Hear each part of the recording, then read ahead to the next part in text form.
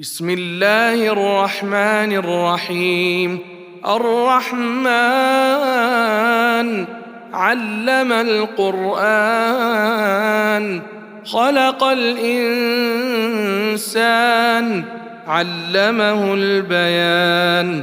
الشمس والقمر بحسبان، والنجم والشجر يسجدان. والسماء رفعها ووضع الميزان، ألا تطغوا في الميزان، وأقيموا الوزن بالقسط ولا تخسروا الميزان. والأرض وضعها للأنام، فيها فاكهة والنخل ذات الأكمام، والحب ذو العصف والريحان.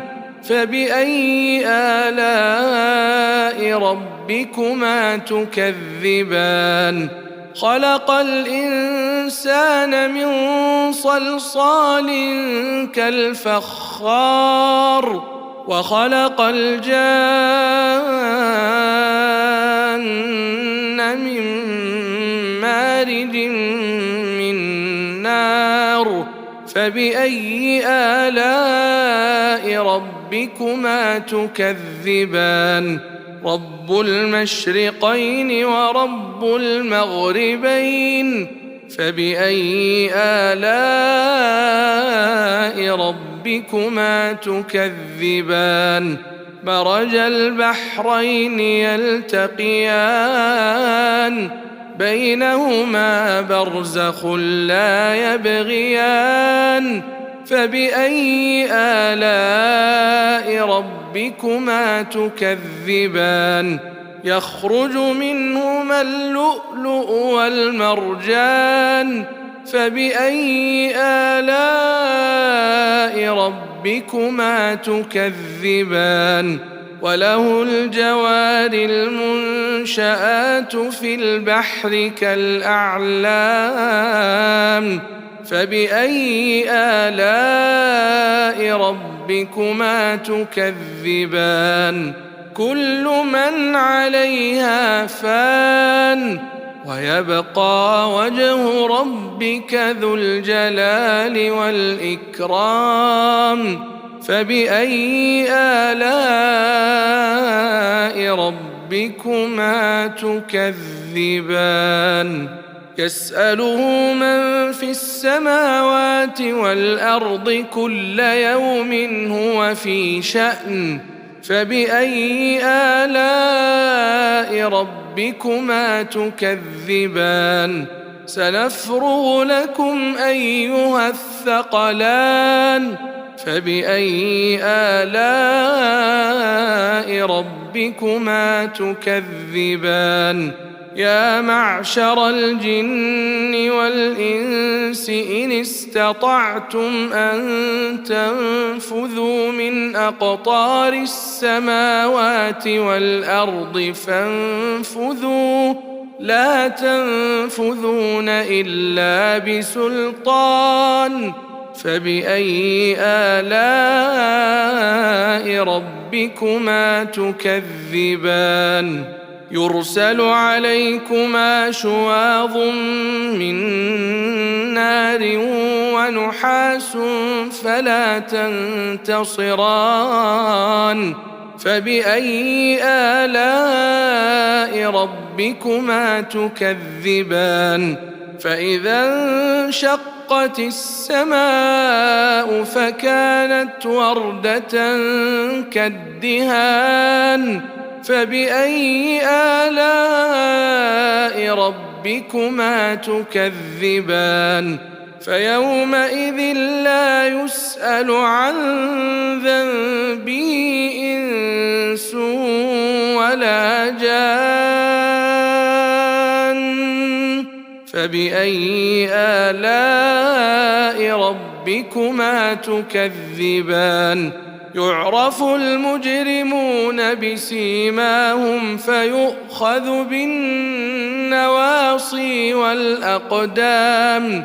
فبأي آلاء ربكما تكذبان هذه جهنم التي يكذب بها المجرمون يطوفون بينها وبين حميم آن فبأي آلاء ربكما تكذبان ولمن خاف مقام ربه جنتان فبأي آلاء ربكما تكذبان ذواتا أفنان فبأي آلاء ربكما تكذبان فيهما عينان تجريان فبأي آلاء ربكما تكذبان فيهما من كل فاكهة زوجان فبأي آلاء ربكما تكذبان متكئين على فرش بطائنها من استبرق وجنى الجنتين دان فبأي آلاء ربكما تكذبان فيهن قاصرات الطرف لم يطمثهن إنس قبلهم ولا جان فبأي آلاء ربكما تكذبان كأنهن الياقوت والمرجان فبأي آلاء ربكما تكذبان هل جزاء الإحسان إلا الإحسان فبأي آلاء ربكما تكذبان ومن دونهما جنتان